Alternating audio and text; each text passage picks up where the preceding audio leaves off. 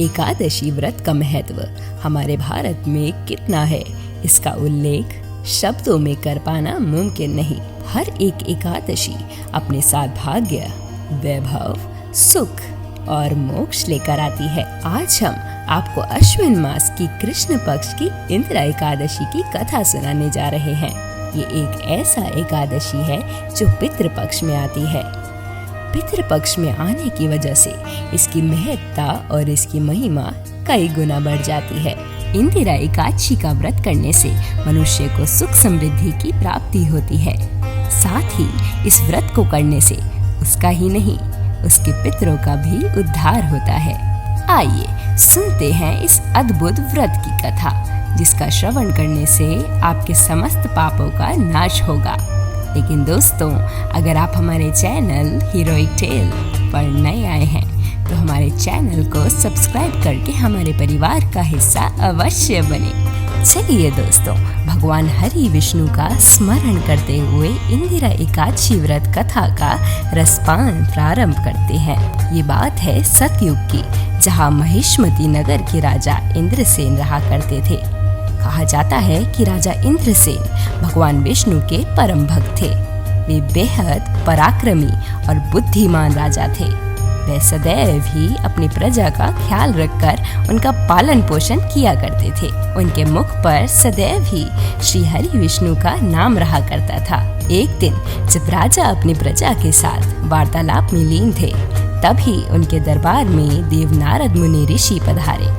उन्हें देखकर राजा तुरंत अपने आसन से उठ खड़े हुए और उन्होंने महर्षि नारद जी का खूब सत्कार किया और उनके चरणों में हाथ जोड़कर बैठ गए। नारद जी ने उनसे पहला प्रश्न किया, राजन, क्या आपके राज्य में सातों अंग कुशल हैं?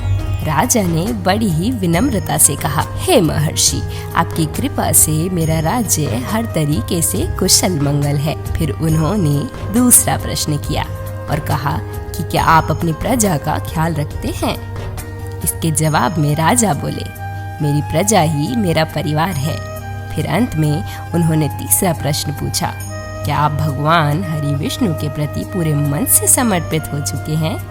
ये सुनकर राजा बोले, हे महर्षि, मैं अपने मुख पर सदैव ही श्री हरि विष्णु का नाम रखता हूँ और उनकी भक्ति में हमेशा ही लगा रहता हूँ। इसके बाद राजा ने महर्षि नारद जी से उनके आगमन का कारण पूछा। ये प्रश्न सुनकर महर्षि नारद जी ने राजा इंद्रसेन से कहा कि आप सकुशल हैं और सुखपूर्वक जीवन जी रहे हैं, लेकिन आपके पिता यमलोक में यमराज के निकट सो रहे हैं।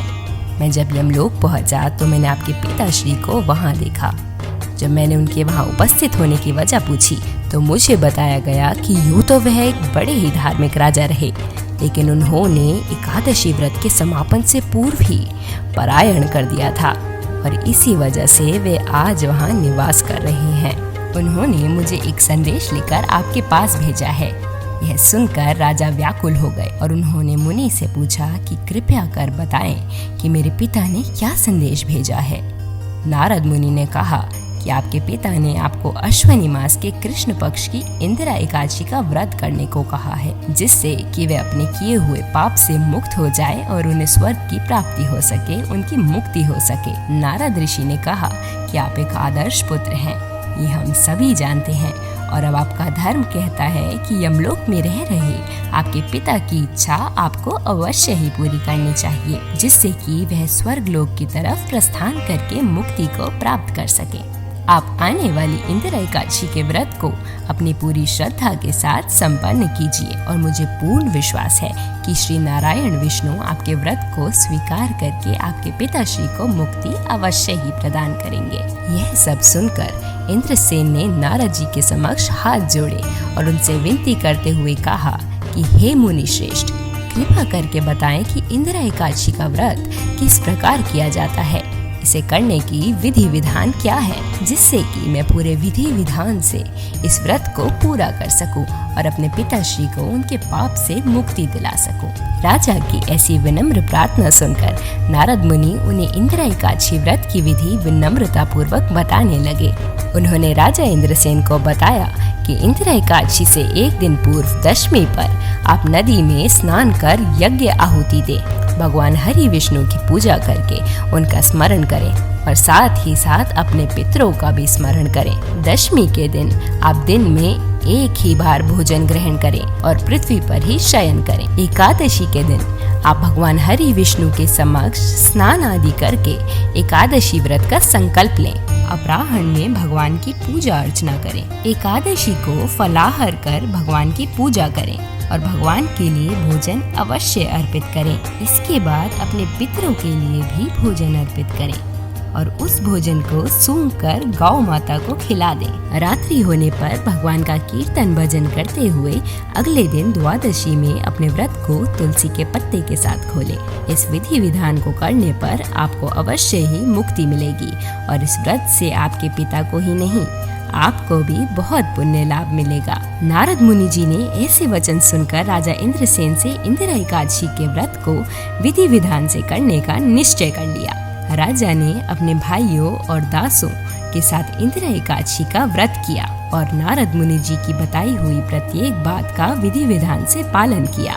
श्रद्धा पूर्वक इस व्रत को करने से उनके पिता यमलोक से गरुड़ पर चढ़कर विष्णु लोक पर चले गए। पौराणिक कथा ये भी कहती है कि इंदिरा एकादशी व्रत के करने से न सिर्फ राजा इंद्रसेन के पिताश्री को स्वर्गलोक की प्राप्ति हुई, बल्कि जब राजा इंद्रसेन की मृत्यु हुई तो वह भी अपने एकादशी व्रत के पुण्य लाभ से स्वर्गलोक को प्राप्त हुए थे। यह व्रत बेहद लाभदायक है दोस्तों। 21 सितंबर 2022 को इस व्रत को पूरी श्रद्धा और लगन के साथ पूरा कीजिए। भगवान हरि विष्णु आप और आपके परिवार पर जरूर अपनी कृपा दृष्टि करेंगे और निश्चय ही आपको स्वर्गलोक की प्राप्ति होगी और आपके पितरों के भी पाप मिट जाएंगे। आपको आज का वीडियो पसंद आया हो तो इसे लाइक और शेयर जरूर करें। जाने से पहले हमारे चैनल हीरोइक टेल को सब्सक्राइब करना ना भूलें। मिलते हैं आपसे अगले वीडियो में ऐसे ही एक रोचक वीडियो के साथ।